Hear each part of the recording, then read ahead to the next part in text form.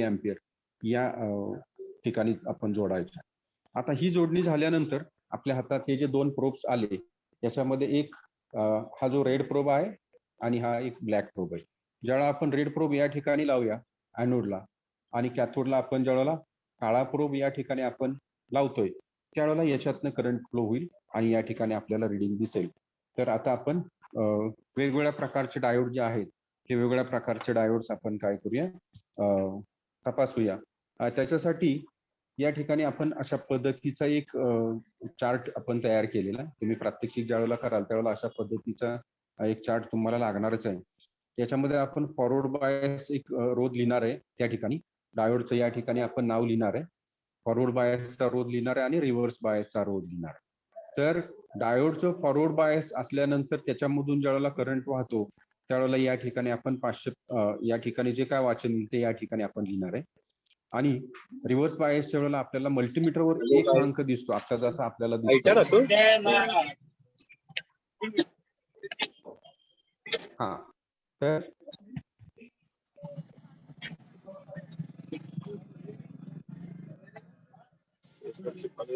हा तर आपण अशा पद्धतीने जो दिसतोय हा एक हा अंक दिसतोय याचा आहे ना चालू. हा अशा पद्धतीने आपल्याला एक हा अंक दिसतोय याचा अर्थ की आता हा ओपन म्हणजे हाय रेजिस्टन्स या ठिकाणी आपल्याला दाखवते या ठिकाणी. हा आता आपण मोजणीला सुरुवात करूया. जसं आपण वेगवेगळ्या प्रकारचे आपल्याला म्हटलं आता वेगवेगळ्या प्रकारचे आपण डायोड चेक करणार आहे. त्याच्यामध्ये सुरुवातीला जो आहे तो सुरुवातीला आहे आपल्याला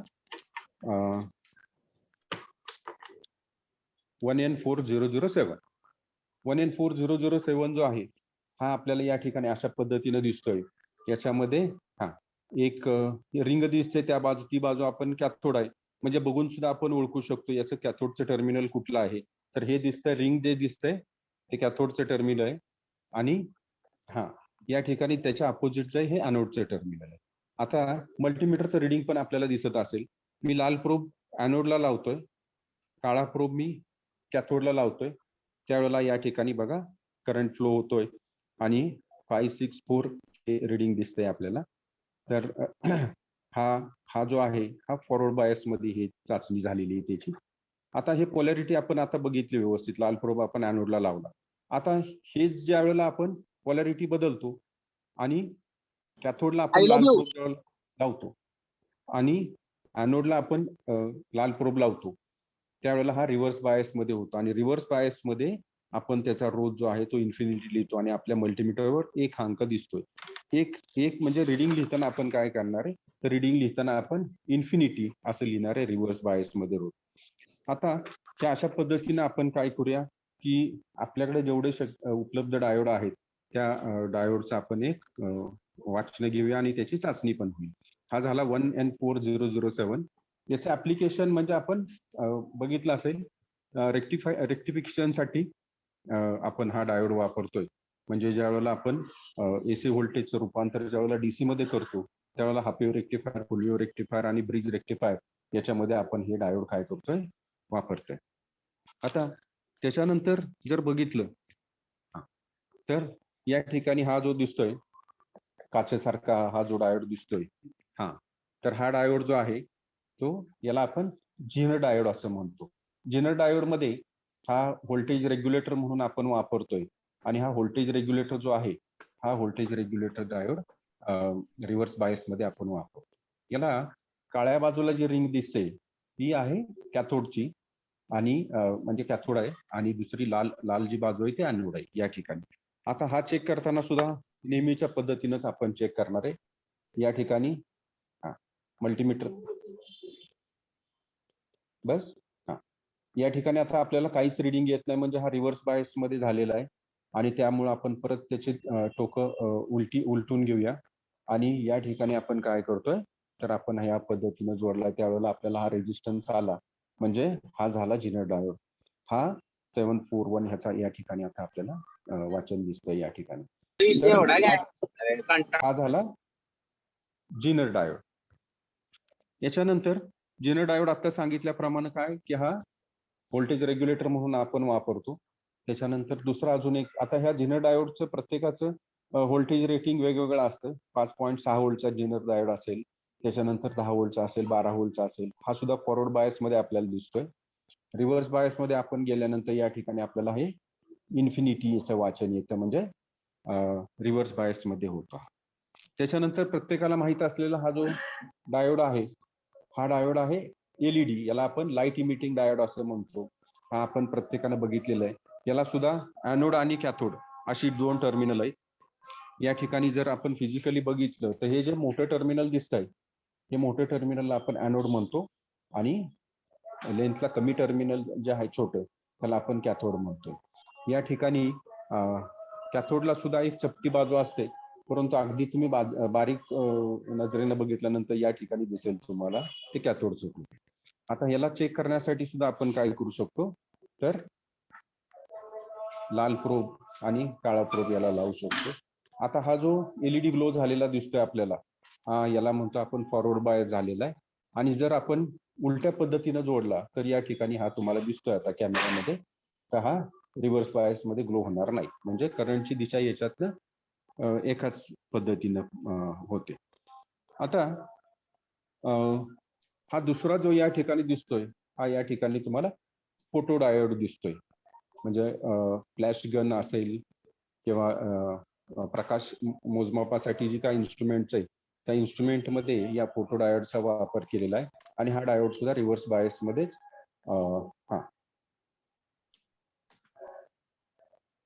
व्हिडिओ नंतर पाठवतील तुम्हाला. तर आता फक्त हे बघून घ्या अगोदर. या ठिकाणी हा जो डायोड आहे तो फोटो डायोड आहे, सगळ्यांना दिसतोय. हा फोटो डायोड सुद्धा आपल्याला मल्टीमीटरनं चेक करता येतो, आणि हा वापरताना आपण काय करतो, तर हा रिव्हर्स बायसमध्ये वापरतो. आपण आता चेक करूया.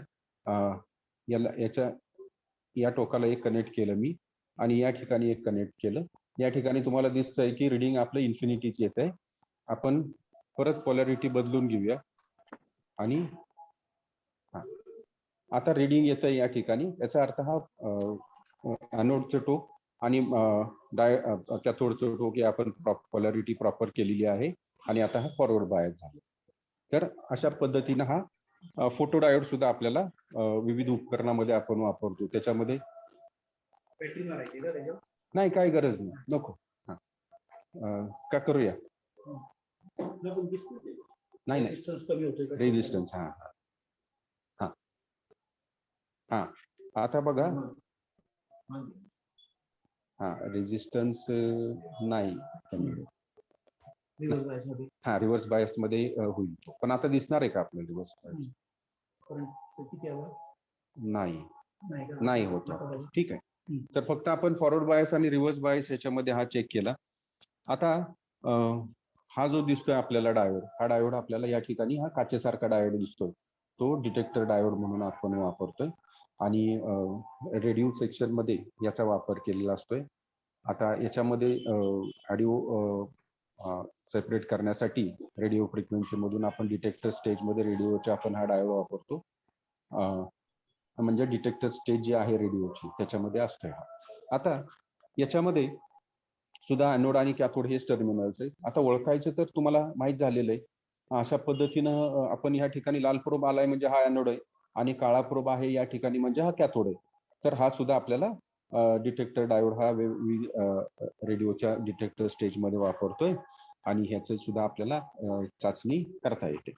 आता ह्याच्यातनं आपल्याला काय कळतं की ज्यावेळेला कंपोनंट लेवलला फॉल्ट फाइंडिंग आपण करतो, त्यावेळेला आपल्याला ज्यावेळेला प्रत्येक स्टेज चेक करतो, त्यावेळेला आपल्याला हे स्किल माहीत असणं गरजेचं आहे. त्याच्यामुळे आपण काय करू शकतो, कंपोनंट चेक करता आला तर फॉल्ट फाइंडिंग करू शकतो. आता या ठिकाणी बघितलं तर हा डायोड आपल्याला मोठा दिसेल, म्हणजे हाय पॉवर रेक्टिफिकेशन किंवा हाय करंट रेक्टिफिकेशन च्या वेळेला आपण हे मोठे डायोड वापरतो. हा जो आहे तो 1N5402, म्हणजे ज्या ठिकाणी एम्पियर रेंज 5 किंवा 6 एम्पियर एवढे आपल्याला हवे असते, त्यावेळेला आपण हा डायोड काय करतो, हे डायोड वापरतो. आता याच्यामध्ये सुद्धा सेम आपल्याला या ठिकाणी रिंग दिसते किंवा नाही दिसत, याच्यापेक्षा आपण याच्या ॲनोड आणि कॅथोड ओळखू शकलो तरी या ठिकाणी आपल्याला हे भरपूर झालं. याचं रिंग दिसत नाही तरी सुद्धा आपल्याला आता लक्षात आलं की लाल प्रोब जिथं मी कनेक्ट केलाय आणि काळा प्रोब जिथं कनेक्ट केलाय तो काळा कॅथोड आहे, लाल प्रोब कनेक्ट केलाय तो ॲनोड. याला जर आपण रिव्हर्स बायस मध्ये जर आपण घेतला तर रिव्हर्स बायसमध्ये या ठिकाणी काय आहे, तर याला इन्फिनिटी रेजिस्टन्स येतो. तर अशा पद्धतीनं हे आपण सगळे डायोड बघितले. हे एक डायोड तुम्हाला वेगळे दिसतील या ठिकाणी. हे सुद्धा हाय पॉवर रेटिंगचे डायोड आहे. ह्याचा जो क्रमांक आहे तो 5395 हा रेक्टिफायर आहे. प्रत्येक ऍप्लिकेशनसाठी आपण वेगवेगळ्या प्रकारचे डायोड वापरतो. आता हे जे जर्मेनियम चे डायोड आहे, हे जर्मेनियमचे डायोड जे आहेत हे सुरुवातीच्या काळात वापरायचे. आता हा सिलिकॉनच्या डायोडच्या अगोदर. आता हा जो आहे हा मेटॅलिक बॉडी आहे याच्यामध्ये आणि DR25 याचं नाव आहे. याला सुद्धा आयडेंटिफिकेशनला आपल्याला तशाच पद्धतीनं जोडणी करायची. या ठिकाणी दिसत असेल तुम्हाला. हा, आता ह्याचा मात्र फॉरवर्ड या ठिकाणी व्होल्टेज कमी येते, कारण आपण हे जे डायोड्स वापरतो जर्मेनियम, त्यांचा व्होल्टेज ड्रॉप साधारण 0.3 आहे. त्यामुळे या ठिकाणी आपल्याला स्क्रीनवर दिसतंय या ठिकाणी 133 वगैरे दिसतं, म्हणजे 0.13 व्होल्टच्या आसपास आहे व्होल्टेज ड्रॉप. आता याला रिव्हर्स बायसमध्ये जर आपण जोडायचं म्हटलं तर या ठिकाणी रिव्हर्स बायसला आपल्याला हा रेजिस्टन्स इन्फिनिटी यायला पाहिजे. आता कधी कधी काय होतं की आपल्याला हे जोडणी करताना असा एखादा कॉम्पोनंट येतो की त्या ठिकाणी फॉरवर्ड रेजिस्टन्स जो आहे आणि रिव्हर्स रेजिस्टन्स हे बोर दोन्ही होतंय. इन्फिनिटी येते. हा, मग दोन्ही इन्फिनिटी येत असतील तर तो ओपन प्रकारात आहे असं समजायचं. तर या ठिकाणी बघूया आपल्याकडे आहे का कुठला. हा, या ठिकाणी दिसतंय. हा, नाही ना. हा हा हा, या ठिकाणी पण हा दिसतोय. ओपन एक आहे घेतलेला मी. ओपन बघूया एखादा आहे का. या ठिकाणी हा सुद्धा ग्लो होतोय. आता हा वेगवेगळ्या कलरचे एलईडी आहेत आपण घेतलेत. हा एक वेगळ्या कलरचा एलईडी आहे. त्याच्यानंतर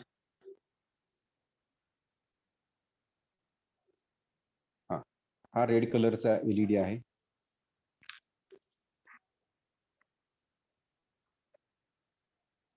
हा, आता याच्यामध्ये हा सुद्धा रेड कलरचा एलईडी या ठिकाणी दिसतोय. म्हणजे ओपन जो होता तो ओपन काही सध्या सापडत नाही या ठिकाणी. तर दोन्ही बाजूला जर इन्फिनिटी आला रेजिस्टन्स, तर दोन्ही बाजूला जर इन्फिनिटी आला तर त्याला आपण काय म्हणायचं, तर तो ओपन आहे. हा हा, या ठिकाणी हा बघा, हा जो डायोड दिसतोय या ठिकाणी आपण रिडिंग घेतलंय याचं, तर हा इन्फिनिटीच येतोय. आपण दुसऱ्या पद्धतीने प्रोब उलटे करून आपण या ठिकाणी जोडला तरी सुद्धा या ठिकाणी इन्फिनिटी रेजिस्टन्स येतोय. म्हणजे हा जो डायोड आहे हा ओपन झालेला आहे. हं, हा, तर अशा पद्धतीनं आपण डायोड जे चेक केले त्याच्यामध्ये चांगला जर असेल डायोड तर या ठिकाणी एका फॉरवर्ड रेजिस्टन्स आपल्याला या ठिकाणी स्क्रीनवर दिसतो. रिव्हर्स रेजिस्टन्स आपण काय करतोय, तो इन्फिनिटी येतोय आपल्याला.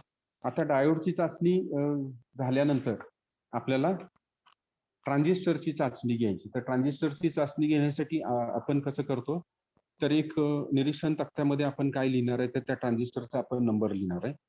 त्याच्यानंतर त्याचा प्रकार लिहिणार आहे. ट्रान्झिस्टर्स हे दोन प्रकारचे, NPN आणि PNP. आता आपण या ठिकाणी आकृतीत बघणारच आहे. तर कुठलाही ट्रान्झिस्टर घेतला तर आपल्याला त्याची या ठिकाणी या पद्धतीने आपल्याला त्याचे रोध मोजायचं. पहिल्यांदा आपल्याला बेस टू इमिटर रोध मोजायचा. आता बेस कलेक्टर काय आपण हे अगोदर समजून घेऊया. या ठिकाणी आपण बघितलं या आकृतीमध्ये, हा, असा जो PN जंक्शन डायोड दिसतोय, तर यालाच अजून एक जंक्शन या ठिकाणी आहे आणि हा, याला दोन जंक्शन या ठिकाणी दिसतात, हे आणि हे जंक्शन, आणि याला एकूण 3 टर्मिनल होत आहेत. आणि अशा पद्धतीने जर 3 टर्मिनल झाली तर या ठिकाणी काय केलेलं आहे, आपण 2 डायोड एकत्र जोडलेले. हे जे PN जंक्शन दिसतंय आपल्याला, तर अशा पद्धतीनं हा डायोड दिसतोय आणि हे जे PN जंक्शन दिसतंय या PN जंक्शन मधनं असा एक डायोड आपल्याला दिसतो. मग हे जे टोक आहे हे एक ट्रान्झिस्टरचं इमिटर, म्हणजे ज्यातून इलेक्ट्रॉन्स इमिट होणार आहे. या ठिकाणी हे मधलं जे टोक आहे त्याला आपण बेस म्हणतो आणि हे तिसरं टोक याला आपण कलेक्टर म्हणतो. अतिशय थिन लेअर असतो बेसचा, त्यामुळे आपल्याला 2 डायोड एकत्र करून आपल्याला हे वापरता येणार नाही प्रॅक्टिकली, कारण बेस लेअर अतिशय थिन असतो.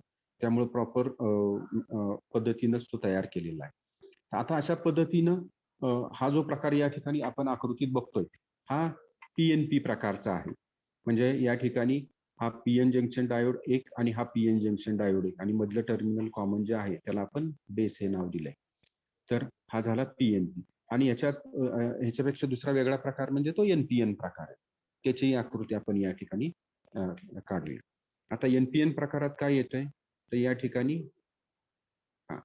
बेस हा पी प्रकारचा आहे आणि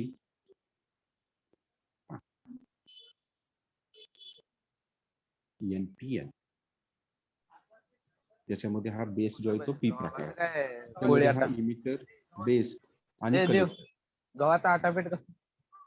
तर अशा पद्धतीने हा एनपीएन मध्ये पण आपण या ठिकाणी काय दिसेल आपल्याला की दोन डायोड जे आहेत बॅक टू बॅक या ठिकाणी आपण कनेक्ट केलेले. तर हा एक डायोड सर शिकवत असताना कुणी मधनं कॉमेंट्स टाकू नका प्लीज.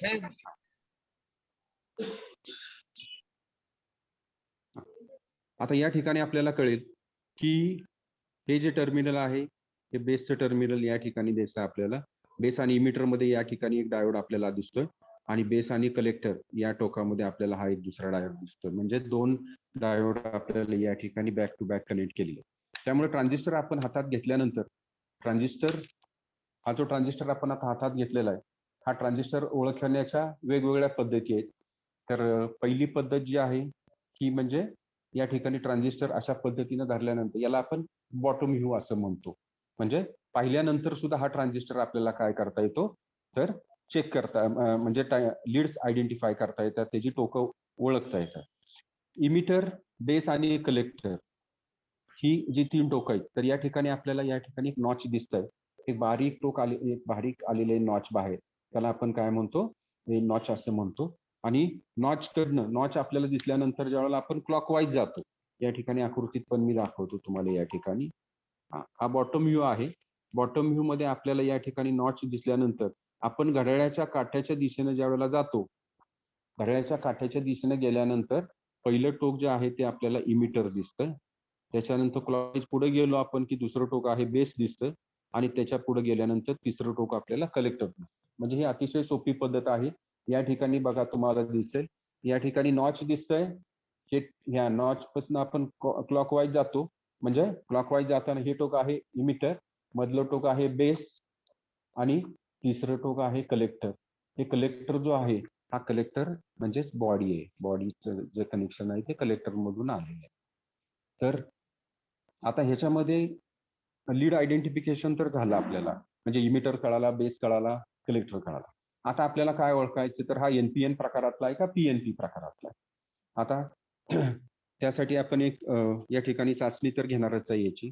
आता ज्यावेळेला आपण ट्रान्झिस्टर चेक करतो तर ट्रान्झिस्टर चेक करताना सुद्धा आपण काय करायचंय तर मल्टीमीटर आपण डायोडच्याच रेंजवर घ्यायचा आहे. या ठिकाणी जसे आत्ता जोडणी होती डायोडला त्याच पद्धतीनं आपण मल्टीमीटर मध्ये काही चेंज करायचं नाही या ठिकाणी. आणि आता या ठिकाणी आपल्याला ज्यावेळेला पीएनपी ट्रान्झिस्टर ज्यावेळेला आपण चेक करतो त्यावेळेला आपण या डायोड सारखंच, म्हणजे आता डायोड चेक केलं त्यासारखंच हा काळा प्रोब जर आपण या ठिकाणी ठेवला बेसच्या टर्मिनलला आणि या ठिकाणी अॅनोडला जर आपण लाल प्रोब लावला तरी आपल्याला या ठिकाणी फॉरवर्ड बायस होणार आहे. त्याचबरोबर काळा प्रोब आपण न हलवता लाल प्रोब आपण हलवून या बाजूला आणला की आपल्याला हा डायोड काय होणार आहे, हा डायोड आपल्याला फॉरवर्ड बायस होणार आहे. म्हणजे ह्याचं वाचन आपल्याला घेता येणार आहे, ह्याचा रोध आपल्याला लिहिता येईल. आणि याच्यामध्ये इमिटर आणि कलेक्टर हा सुद्धा आपल्याला रोध मोजायचा आहे. कारण ट्रान्झिस्टर ज्यावेळेला खराब होतो सर्किटमध्ये ज्यावेळेला आपण टेस्ट करतो त्यावेळेला तो जर खराब झाला असेल तर आपल्याला त्या ठिकाणी कळतं टेस्टिंगमुळे. त्यामुळे इमिटर आणि कलेक्टर याच्यामध्ये सुद्धा आपल्याला इन्फिनिटी रेजिस्टन्स पाहिजे, म्हणजे जास्त रोध पाहिजे या ठिकाणी आपल्याला. तर अशा पद्धतीने पीएनपी ट्रान्झिस्टर चेक करताना आपल्याला काळा प्रोब एकदाच ठेवायचा या ठिकाणी आणि लाल प्रोब दोन वेळा, म्हणजे हा झाला पीएनपी. आता याची आपल्याला आणि ज्यावेळेला आपण एनपीएन प्रकारचा ट्रान्झिस्टर आपण चेक करणार त्यावेळेला लाल प्रोब आपण एकाच ठिकाणी ठेवणार आहे आणि काळा प्रोब एन टाईप, म्हणजे या ठिकाणी दोन एन टाईपचे प्रकार आहेत. म्हणजे काळा प्रोब हा इथे एकदा लावणार, याचं एकदा वाचन आपण घेणार आणि या ठिकाणी आपण एकदा लावणार. हा झाला एनपीएन प्रकार. आता या लीड वरनं आपल्याला आयडेंटिफाय झालं की हा इमिटर बेस कलेक्टर कसं ओळखायचं हे आपल्याला लक्षात आलं. हे जे नॉच आहे हे नॉच कडनं आपण हा इमिटर, हा बेस आणि हा कलेक्टर अशा पद्धतीने हे ओळखतोय. आता याच्यामध्ये आपल्याला हे चेक करायचंय की हा एनपीएन आहे की पीएनपी. आता बेस माहित आहे आपल्याला, मग बेस माहित आहे हा, मग या बेसला आपण काय करतोय तर या ठिकाणी लाल टोक आपण मी जोडलेलं आहे. आता हा इमिटर जो आहे त्या इमिटरला या इमिटरला वाचन येतंय वाचन. आता बघा हे वाचन जे दिसतंय या ठिकाणी रोध दिसतोय 672 ओम आणि या ठिकाणी दिसतोय 669. तर जो रोध आपल्याला जास्त दिसतोय 672 ओमचा जो रोध आपल्याला जास्त दिसतोय तर 672 ओमचा रोध आला आपल्याला. तर या दोन टोकामध्ये म्हणजे बेस कॉमन आहे आणि हा जो रोध आला तर जास्त रोध आहे तो टोक इमिटर आहे आणि ज्या टोकाचा रोध आपल्याला 669 ओहम आला ते टोक आपलं कलेक्टरचं टोक आहे. म्हणजे ह्या गोष्टी पण आपल्याला या ठिकाणी लक्षात येत आहे. ह्याची परत एकदा चाचणी तुम्हाला दाखवतो मी. या ठिकाणी आपण हा बेसला लाल प्रोब लावलेला आहे आणि काळा प्रोब जो आहे तो काळा प्रोब आपण या ठिकाणी एकदा लावतोय. याच्यावर पण आपल्याला वाचन दिसतंय. वाचन बघा मल्टीमीटरवर दिसतंय आपल्याला या ठिकाणी 674 आलं आणि हा काळाच प्रोब आपण हलवतो, या ठिकाणी आलं कमी आलं 671 आलं. म्हणजे हा कलेक्टर आहे आता लावलेला आपण आणि हे टोक दिसतंय ते इमिटर आहे आणि मधलं टोक आहे ते बेस आहे. म्हणजे काळा प्रोब आपण 2 वेळा हलवला म्हणजे हा एनपीएन प्रकारचा ट्रान्झिस्टर आहे हे सिद्ध झालं, कारण लाल प्रोब आपण एका ठिकाणी फिक्स ठेवला होता. आता जसं मी तुम्हाला सांगितलं की इमिटर टू कलेक्टर जे आहे त्याच्यामध्ये आपल्याला सुद्धा इन्फायनाईट रेझिस्टन्स आला पाहिजे. हा येतोय. म्हणजे चाचणी करताना आपल्याला काय बघितलं आपण की बेस टू इमिटर रेझिस्टन्स आला म्हणजे हे जंक्शन चांगलं आहे. बेस टू कलेक्टर रेझिस्टन्स आला म्हणजे हे जंक्शन चांगलं आहे. परंतु रिव्हर्स बायस मध्ये पण आपण त्याला काय करायचं, जिथं लाल प्रोब लावला होता त्या ठिकाणी काळा प्रोब लावून आपल्याला रिव्हर्स बायसची पण टेस्ट करायची डायोडच्या त्यातल्या. या ठिकाणी इन्फिनिटी रेझिस्टन्स येतोय म्हणजे हे जंक्शन चांगलं, या ठिकाणी इन्फिनिटी रेझिस्टन्स येतोय आणि इमिटर टू कलेक्टर आपण चेक केलं या ठिकाणी सुद्धा आपल्याला काय येतोय इन्फिनिटी रेझिस्टन्स येतो. म्हणजे हा ट्रान्झिस्टर जो आहे हा ट्रान्झिस्टर एनपीएन प्रकारचा आहे हे आपलं क्लिअर झालं आणि त्याच्यानंतर हे क्लिअर झालं की हा चांगला आहे. म्हणजे जसं आपण या ठिकाणी हे रेझिस्टन्स लिहिणार आहे याचं तर हा जो ट्रान्झिस्टर आहे आता आपण चेक केलेला हा आहे SL100 हा एनपीएन प्रकारचा आहे आणि याचा जो रेझिस्टन्स आला आपला म्हणजे बेस टू इमिटर रेझिस्टन्स जास्त येतोय तो या ठिकाणी आपण लिहिला. रिव्हर्स रेझिस्टन्स जो आहे तो इन्फिनिटी आहे. त्याचबरोबर फॉरवर्ड बेस टू कलेक्टरचा जो रोध आहे तो बेस टू कलेक्टरचा रोध फॉरवर्ड बायसचा आपल्याला काय येणार कमी येणार इमिटरपेक्षा.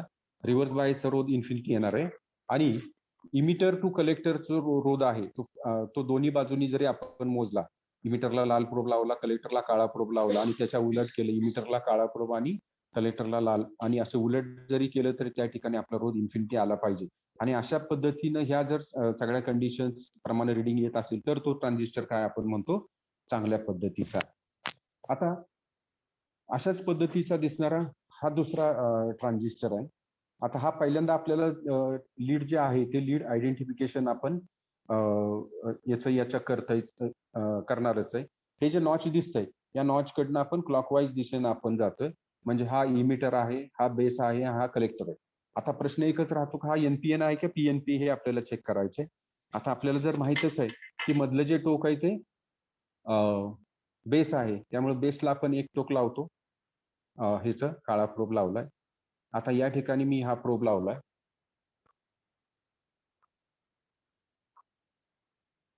काहीच रिडिंग येत नाही त्यामुळे आपण काय करतो या ठिकाणी लाल प्रोब लावतोय. या ठिकाणी रिडिंग येत आहे आणि या ठिकाणी रिडिंग येत आहे. म्हणजे हा सुद्धा एनपीएन प्रकारचा ट्रान्झिस्टर आहे. आता दुसरा जो ट्रान्झिस्टर आहे याच सारखा एनपीएन आहे म्हणजे तो SL100 आहे. आता हा जो या ठिकाणी दिसतोय ट्रान्झिस्टर हा आहे SK100 आहे. आता हा पीएनपी का एनपीएन आपल्याला बघायचंय. क्लॉकवाईज आपण गेलो तर इमिटर बेस कलेक्टर म्हणजे बेसला आपण या ठिकाणी काय करूया लाल प्रोब या ठिकाणी लावूया, काळा प्रोब लावून बघूया काय होतंय हा सुरुवातीला. त्याच्यानंतर हे इमिटरचं टोक आहे. त्या इमिटरच्या टोकाला लावल्यानंतर रेझिस्टन्स येतो बघा 694 येतोय आणि या ठिकाणी येतोय 692 म्हणजे हे टोक कलेक्टर आहे आणि जास्त वाचन येत आहे ते टोक आहे आपलं इमिटरचं. हा, तर अशा पद्धतीनं लाल प्रोब 2 ठिकाणी लावायला लागतो, त्यावेळेला वाचन येते 2 ठिकाणी. तर हा जो ट्रान्झिस्टर हा पीएनपी प्रकारचा आहे. तर पीएनपी प्रकारचा जो आहे तर ते आपल्याला आता ओळखता आलं.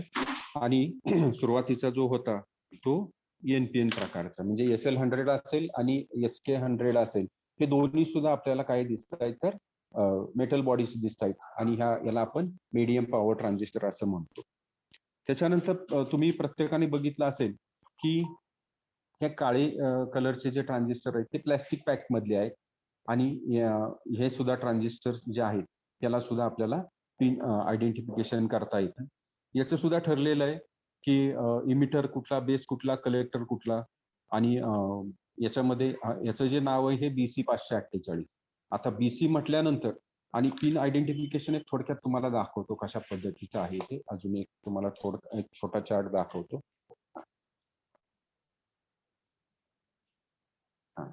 आता या ठिकाणी आता आपण बघितलं तो अशा पद्धतीचं मेटल पॅक होतं आणि हा बॉटम व्ह्यू आपण आता बघितला. त्याच्यामध्ये SL100 बघितला आपण, SK100 बघितला आणि हा जो एक आहे हा सुद्धा वर घ्यायला पाहिजे का पुस्तक, नको ना? हा हा हा, आता दिसतंय? हा, आता हा जो बघितला हा जर्मेनियम प्रकारचा ट्रान्झिस्टर आहे. म्हणजे आता जे आपण वापरतो सिलिकॉन चे ट्रान्झिस्टर, ह्याच्यामध्ये हा जर्मेनियम आहे आणि हा सुद्धा आपल्याला चेक करता येईल. हा सुद्धा मेटल बॉडीतलाच आहे. तर हे जे आहे त्या सगळ्यांचं आयडेंटिफिकेशन करण्यासाठी आपल्याला इमिटर, बेस, कलेक्टर आता जसं सांगितलं तसं क्लॉकवाईज आपण जातो या नॉचपासून. आता जो तुम्हाला दाखवला हा या प्रकारातला आहे जर्मेनियम. आणि या ठिकाणी ह्याला जसा कलर डॉट आहे तो कलेक्टर दिसतोय या ठिकाणी. तसे याच्यामध्ये कलर डॉट आहे परंतु या ठिकाणी आता याच्यावर दिसत नाही. हे जे प्रकार दिसतोय हे सगळे AC आले. या ठिकाणी तुम्हाला दिसत आहेत नंबर AC 127, 128.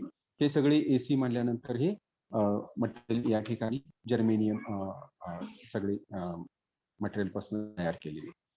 आता जे आपण प्लॅस्टिक पॅकेज आपण जे बघतो तर प्लॅस्टिक पॅकेज बघतो ते अशा पद्धतीनं हे आणि हे BL 187 असेल किंवा आता माझ्या हातात आहे हा BC 548 आहे. हा BC 548 हे प्लॅस्टिक पॅकेज मध्ये अवेलेबल आहे. आणि जसं BC म्हटलं आता तर तो BC हा ऑडिओ फ्रिक्वेन्सीसाठी आपण वापरतो किंवा स्विचिंगसाठी वापरतो. ज्यावेळेला तो ट्रान्झिस्टर BF असतो तो आपण रेडिओ फ्रिक्वेन्सी वापरतो. आता ह्या नंतर ते आपण बघूया.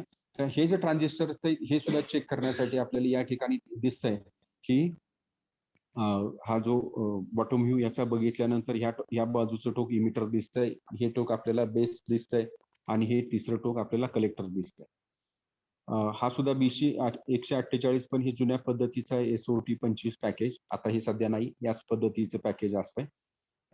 हा सुद्धा आपल्याला मल्टीमीटरवर चेक करता येतो आणि त्याची 3 टोकं आपल्याला आयडेंटिफाय करता येईल. आत्ताच तुम्हाला सांगितलं त्या पद्धतीनं बेसचं टोक आपल्याला ओळखता आलं, बेसचं टोक, की इतर दोन्ही टोकं आपल्याला ओळखता येतील. आणि हा जो तिसरा प्रकार दिसतोय याला आपण पॉवर ट्रान्झिस्टर्स असं म्हणतो. म्हणजे ज्यावेळेला मोठमोठे अँप्लिफायर्स असतील, ज्या ठिकाणी पॉवरचं अँप्लिफिकेशन करायचंय त्या ठिकाणी आपल्याला ज्या ठिकाणी जास्त पॉवर तयार होणार आहे त्या ठिकाणी तर ते पॉवर डिसिपेट होण्यासाठी हे मोठ्या प्रकारचे पॉवर ट्रान्झिस्टर्स आहेत. हा 2N3055 नावाचा हा ट्रान्झिस्टर्स आहे. तर आपण बघतो की वेगवेगळ्या मोठमोठ्या अँप्लिफायर्स मध्ये याचा वापर केलेला आहे किंवा पॉवर सप्लाय मध्ये सुद्धा रेग्युलेटर म्हणून याचा आपण वापर करतो. तर याच्यामध्ये याचं सुद्धा ओळखायचं एक टेक्निक आहे. हा जो म्हणजे पिन मल्टीमीटरनं सुद्धा आपण याला चेक करू शकतो. त्याचबरोबर ह्याला आपण या आकृतीवरनं पण चेक करू शकतो.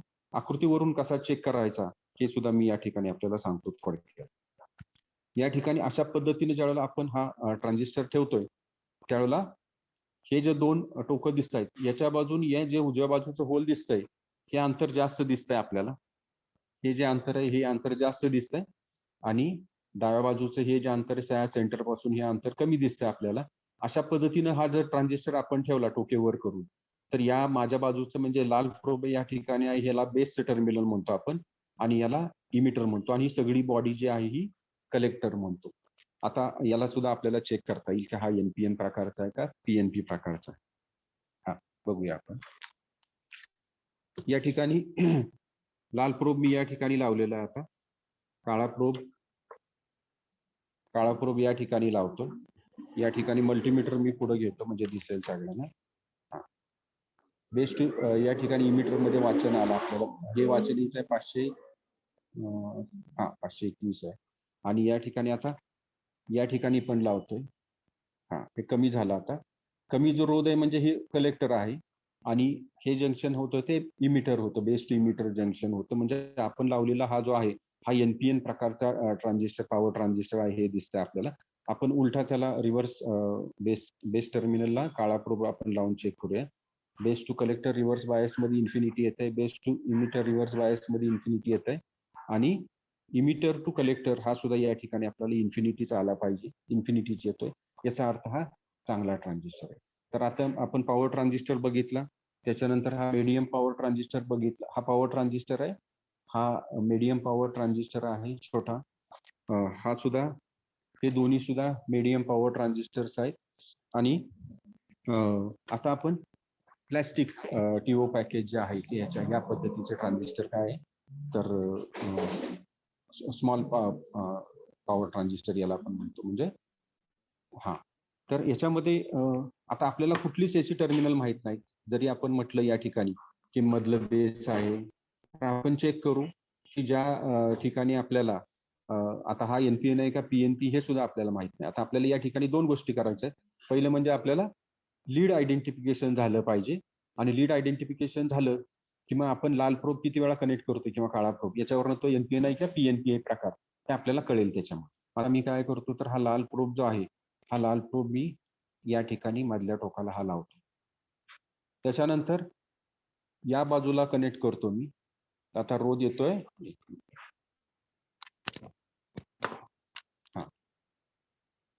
या ठिकाणी रोध दिसतोय आपल्याला 753 आणि या ठिकाणी आपल्याला वाचन दिसतंय 745. म्हणजे हे जे टोक आहे ते डाव्या बाजूचं कलेक्टर आहे, मधलं जे टोक आहे ते बेस आहे आणि उजव्या बाजूचा आहे तो इमिटर आहे. म्हणजे ह्याची जर आपण हा जर बघितला आपण तर हा दिसताना आपल्याला असा दिसतो.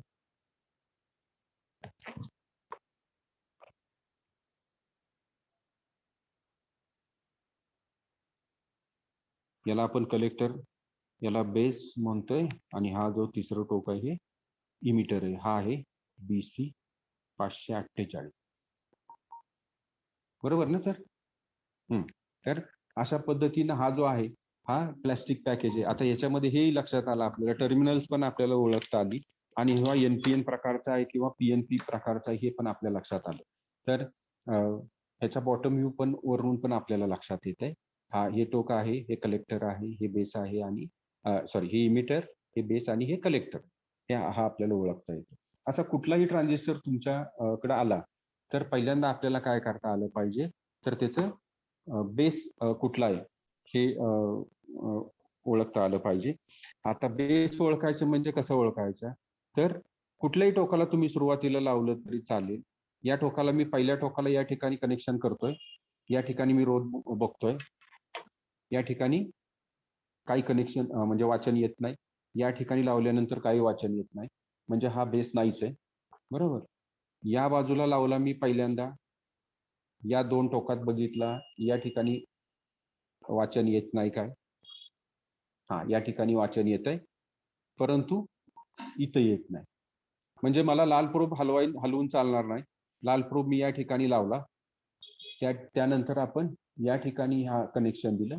हा आपल्याला दिसतो 694 दिसतंय या ठिकाणी वाचन आणि या ठिकाणी हे वाचन दिसतंय 719. म्हणजे हा कलेक्टर आहे आणि जास्त वाचन येत आहे तो इमिटर आहे.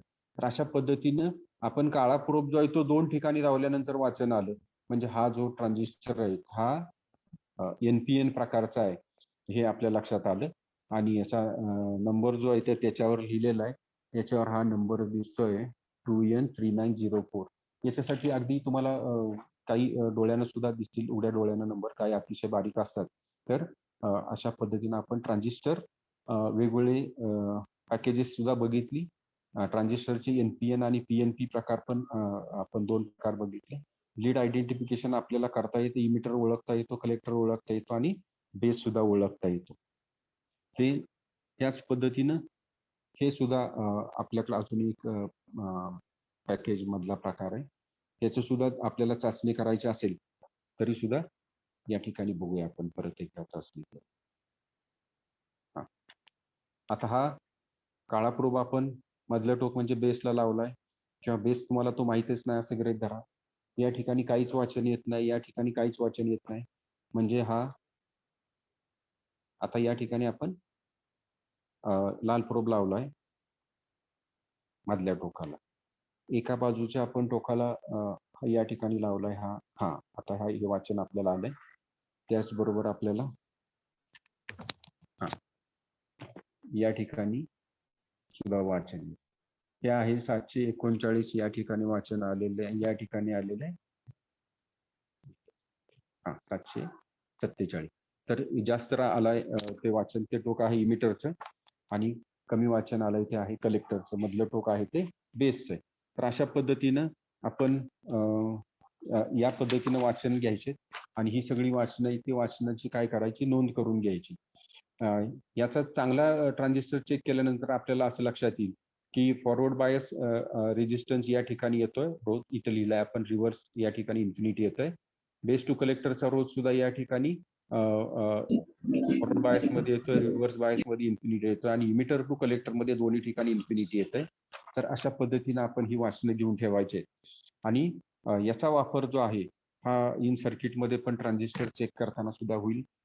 ट्रान्झिस्टर त्या कंपोनंट बाहेर काढल्यानंतर पण होईल याचा उपयोग. आणि हे एक आपल्याला स्किल आपल्याकडे असलं पाहिजे आणि एक इलेक्ट्रॉनिक्सचा विद्यार्थी म्हणून आपल्याला हे ट्रान्झिस्टर आणि डायोड चेक करता आले पाहिजेत.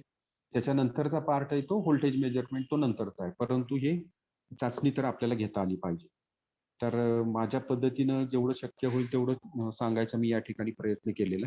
ऍप्लिकेशनचा भाग बघितला तर ट्रान्झिस्टर जे आहेत हा ऍम्प्लिफायर म्हणून वापरू शकतो, त्याचबरोबर स्विचिंगसाठी पण आपण ट्रान्झिस्टर वापरू शकतो. ऍप्लिकेशन्स याची भरपूर आहेत. तर आता जर आपल्या काही शंका असतील विद्यार्थ्यांच्या, तर विद्यार्थ्यांनी शंका विचारायला काय हरकत नाही. काय अडचण असेल तरी ती विचारली तर चालेल.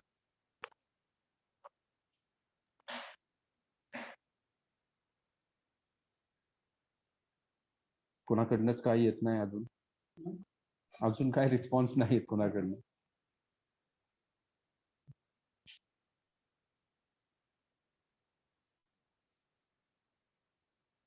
तर अजून सांगायचं काय वेगळं? ठीक आहे. हा बोला बोला, काय विचारायचं असेल तर विचारा.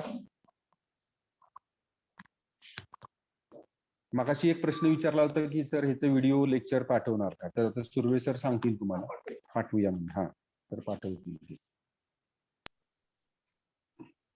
लेक्चर रेकॉर्ड केलेलंच आहे, तेव्हा कालचं जसं आपण कलर कोडिंगचं पण टाकलेलं आहे बघा ग्रुपवर पत्तेवार सरांचं, तसं तुम्हाला आजचं चव्हाण सरांचं लेक्चर तुम्हाला युट्यूबवर आपण टाकून देऊया. आणखी काही शंका असतील तर विचारा तुम्ही. सर युट्यूबची लिंक पाठवा. युट्यूबची लिंक पाठवतो. हा पाठवतो. ओके. उद्या क्लास आहे का सर? रोहिणी मॅडम कुठल्या कॉलेजच्या आहेत? सर उद्या क्लास आहे का? उद्या क्लास आहे. उद्या आहे.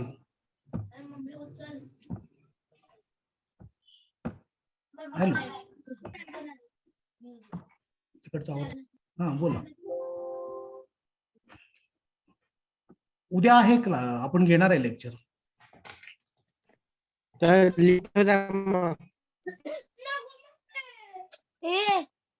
सर लिंक पाठवता म्हटलं. लिंक पाठवतो की, पण याच्यावरच ना तुम्हाला वाईज ऍप वरच येईल लिंक. हा ठीक आहे, पाठवतो. ठीक आहे, चालेल. शंका असेल तर बोला. व्हॉट्सअपवर पाठवू ना लिंक व्हॉट्सअपला व्हॉट्सअपवर हा वाईज ऍपवर पाठवतो. व्हॉट्सअप ग्रुप नाही केलेला, त्यामुळं वाईज ऍपवरच पाठवेल. सर माझं नाही होत ना मग. बोला काय. सर आमचं नाही होत, माझं नाही होत ना व्हॉट्सअपवर. वाईज ऍपवर होत नाही का हे? मग तरी पण मी लिंक नाही. पण बऱ्याच जणांना पाठवली आणि जे वाईज ऍपला जॉईन होतील त्यांनी परत एखादा वर्गातला विद्यार्थी झाला तर त्यांनी बाकीच्यांना सर्क्युलेट करा, लिंक टाकली की तसंही करता येईल. आणि जमलं तर आपण आता जवळजवळ तसा विचार केला तर आता आपल्याकडे 210च्या आसपास विद्यार्थी जॉईन झालेले आहेत आणि प्रत्यक्षात हजर सर कमी होतात कारण मोबाईलचा प्रॉब्लेम असेल तर बघूया. नाही तर मग व्हॉट्सअप ग्रुप पण आपला तयार करूया तसा, म्हणजे की जेणेकरून तुम्हाला लिंक पटपट मिळेल. ओके. आणि व्हॉट्सअपवर पाठवा ना. हा वाईज ऍप मध्ये इतर नोट्स सुद्धा आपण सर ठेवलेले आहेत. हा बोला. सर व्हॉट्सअपवर पाठवा. हा ठीक आहे, व्हॉट्सअप ग्रुप करूया आपण तयार. ओके ठीक आहे. हो सर हो. ओके ओके चालेल. थँक्यू सर्वांना. चांगल्या हा, ठीक. पद्धतीनं सहकार्य करत आहात, तसंच करत राहा. Thank you sir. तुम्हालाही चांगल्या पद्धतीनं नॉलेज मिळत राहील. विस्पुते सर बोला. छान झालं सर, चांगलं चालू आहे, खूप स्तुत्य उपक्रम आहे. हा हा सर्वजण सहभाग आणि- करून घेतला आपण तर विद्यार्थ्यांसाठी काहीतरी देऊ शकू आपण. हो, एक सूत्रता येऊ शकते हा महाराष्ट्रात या निमित्ताने. बरोबर. आपले खूप खूप आभार. Okay thank you sir. Kaletonkar sir बोला काय असेल. हॅलो सर, खूप छान झालं आजचं व्याख्यान. झालं छान ना. हा ओके थँक्यू. आणि याचं सगळ्यांचं एकत्रित आपण सगळ्या विद्यार्थ्यांना म्हणजे जे काही आतापर्यंत ज्यांनी बघितलेलं नाही, जे म्हणजे सहभागी हो, हो, झालेले नाहीत, बरोबर. अशांच्या पर्यंत पोहोचवण्यासाठी आपण काही प्रयत्न करू शकू का? हा करूया की मग ते व्हॉट्सअप ग्रुप तयार करू आता, म्हणजे जेणेकरून त्या सर्वांपर्यंत पोहोचेल आणि आपल्या HSC व्होकेशनलच्या ग्रुपवर पण जास्त प्रमाणात आपण हे करूया की लेक्चर सिरीज चांगली होते याबद्दल अभिप्राय पाठवून देऊया. म्हणजे चालेल चालेल चालेल. ओके सर एंड करू मीटिंग. हो सर. हा चालेल. Okay thank you.